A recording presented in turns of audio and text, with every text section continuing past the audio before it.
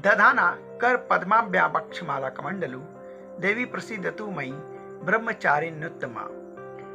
नमस्कार दोस्तों, मैं हूं आशीष और आज है नवरात्रि का दूसरा दिन यानी कि द्वितीया तिथि। आज की तारीख है 14 अप्रैल 2021 विक्रम संवत 2078। दोस्तों, नवरात्रि के दूसरे दिन मां ब्रह्मचारिणी की पूजा की जाती है। पूर्व जन्म में इन्होंने हिमालय के घर पुत्री के रूप में जन्म लिया था और नारद जी के उपदेश से इन्होंने भगवान शंकर को पति रूप में प्राप्त करने के लिए तपस्या की थी। इनकी इस कठिन तपस्या के कारण ही इनको तपस्चारिणी या ब्रह्मचारिणी के नाम से जाना जाता है।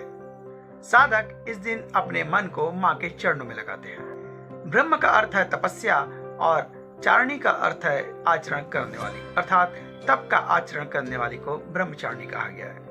इनके दाहिने हाथ में जप की माला एवं बाएं हाथ में कमंडल रहता है। दोस्तों, इस दिन मां को प्रसन्न करने के लिए आप शक्कर का भोग अर्पण कर सकते हैं। शक्कर के भोग लगाने से माता प्रसन्न होती है और घर के सभी सदस्यों की आयु में वृद्धि होती है। दुर्गा सप्तशती के दूसरे अध्याय में महिषासुर और देवताओं का घोर युद्ध होता है।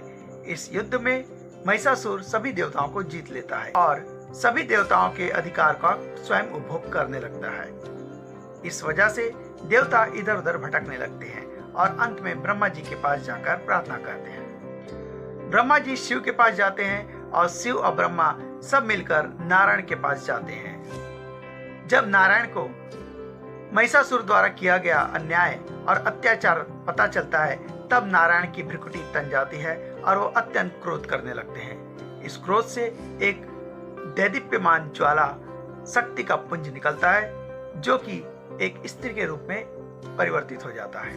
बाद में अन्य देवताओं का भी तेज मिलकर उस स्त्री रूप के शक्ति में समाने लगता है।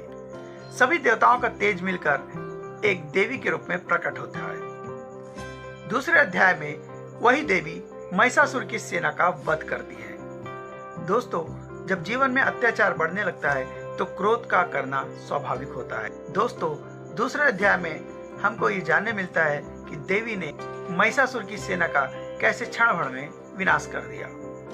तो दोस्तों, अन्याय का विरोध कीजिए और अपने आप को समर्थ बनाइए मां शक्ति की पूजा करके, मां शक्ति की आराधना करके। मैं कल फिर मां के तीसरे रूप का वर्णन करने आऊंगा। तब तक के लिए जय हिंद, जय छत्तीसगढ़।